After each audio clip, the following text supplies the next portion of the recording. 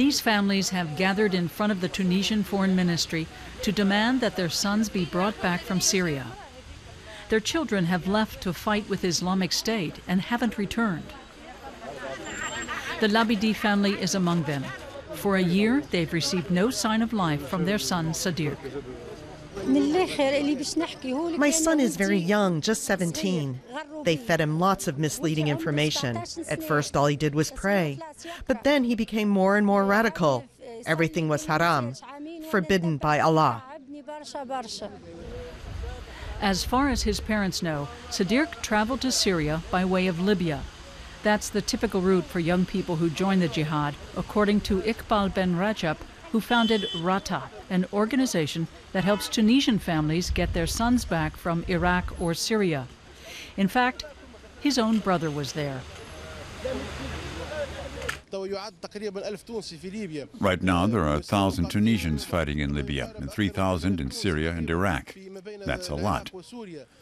There are other nationalities, but Tunisians are the most numerous.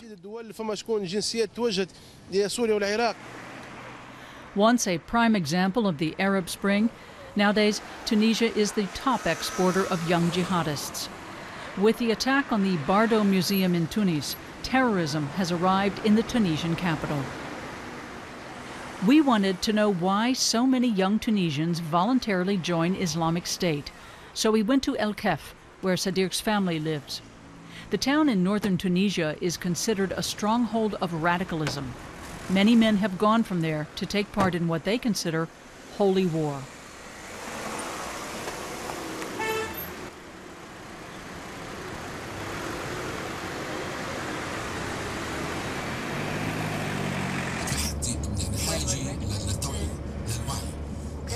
Tunisia is in a state of shock.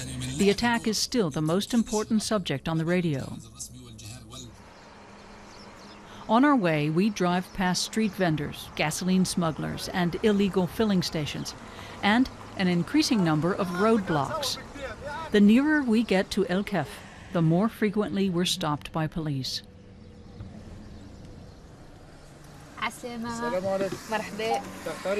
A police officer asks us where we're headed. We tell him El Kef and have to show him our papers and open the trunk. When he hears we're journalists, he tells us to look out for ourselves, saying the area isn't safe.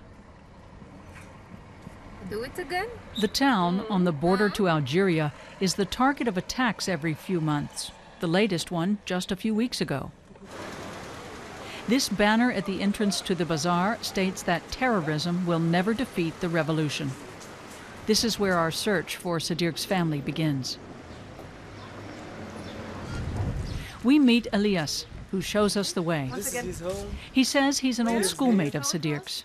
We ask him why Sadiq became radicalized.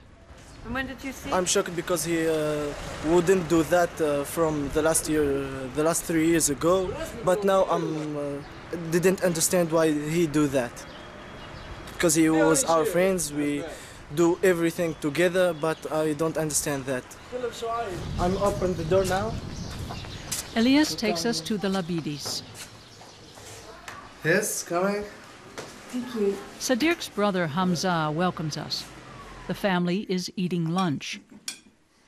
There's a photograph of Sadiq in every room. Sermons from the Quran are running on television. The family members always emphasize that they're deeply religious, but not extremist, just ordinary Muslims. He began to pray early on. When he was young, he wanted to imitate me when I said my prayers. But he was never extreme. The family watched Sadiq's childhood fascination with Islam turn into fanaticism. The alert boy became an increasingly radical teenager. Sadiq prayed just as his mother and I prayed. We thought it made him a good person. He didn't smoke or drink. He never gave us any trouble. Then slowly he changed. He wouldn't even let his mother watch TV. Those people manipulated him. Hamza shows us the result in Sadiq's room. It looks bare, but it's just the way Sadiq left it. Sadiq took all his stuff, little by little, before he disappeared. He took his and our mother's clothes to the mosque as donations. Sadiq's closet no longer contains any personal items, no clothing or photos, just books. Hamza tells us this is a book about the Jihad. He's often tormented by the question of why he failed to notice his brother's transformation earlier. We miss him and we feel guilty. We're responsible. We let him go without taking it seriously. We just didn't know anything about all this, even before the revolution. His father takes us with him to the mosque. This is where Sadiq was recruited to Islamic State. We ask around town to see what people have to say about this mosque. The Barnusa district is notorious for its Islamists. Many of them went to fight, and the Hidayah Mosque is known for that. Even under Ben Ali's regime, this neighborhood was full of Islamists, and this mosque is the most dangerous one. Momchef Labidi tells us that in present-day democratic Tunisia, there's religious freedom, and that Salafist preachers take advantage of that. He shows us where radical Islamists recruited his son for their holy war. This is where they brainwashed my son. This is the mosque where they influenced my son to go to Syria. He hasn't been in the mosque since his son disappeared. We want to know who comes here and recruits teenagers for Islamic State. Women aren't welcome here. We find an open door at the side entrance to the mosque and shoot these pictures. Since the revolution, there's been hardly any police supervision.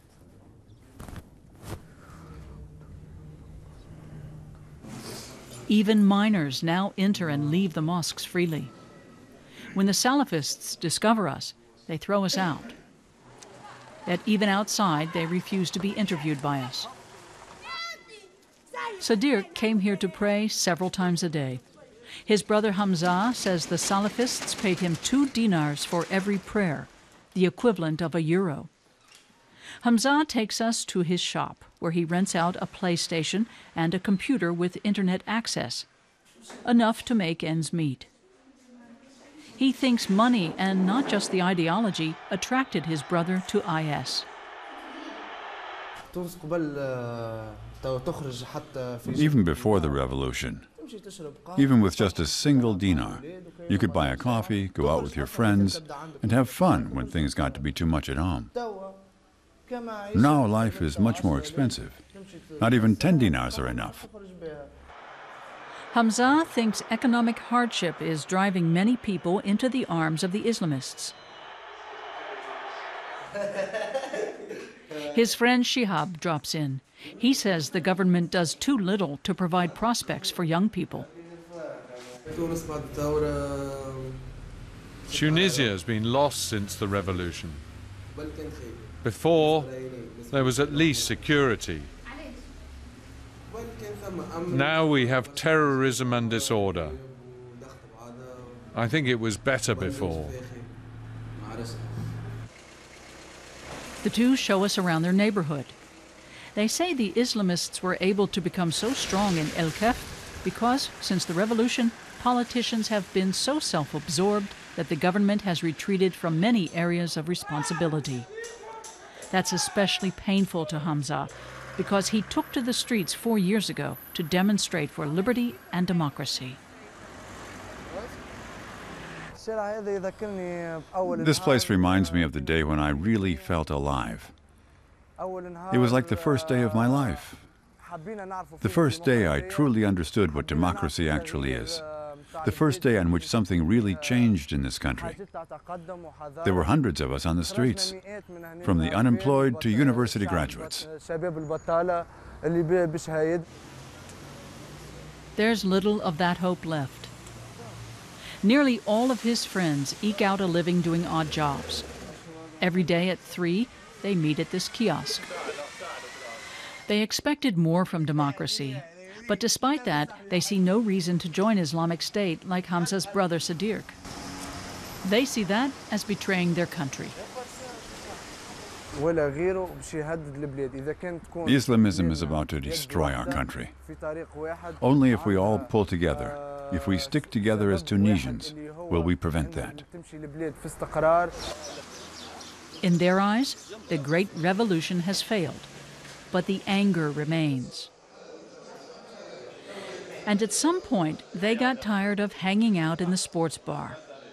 The same stories, the same faces, day after day.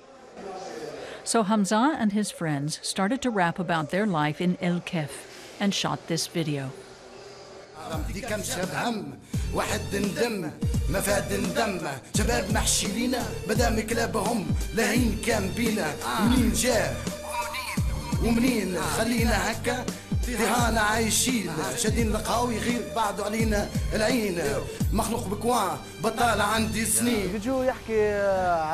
The video talks about rising prices, unemployment, how young people are marginalized, and how Salafism has grown since the revolution.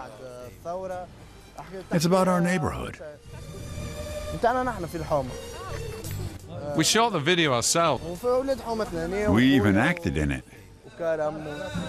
We're rappers.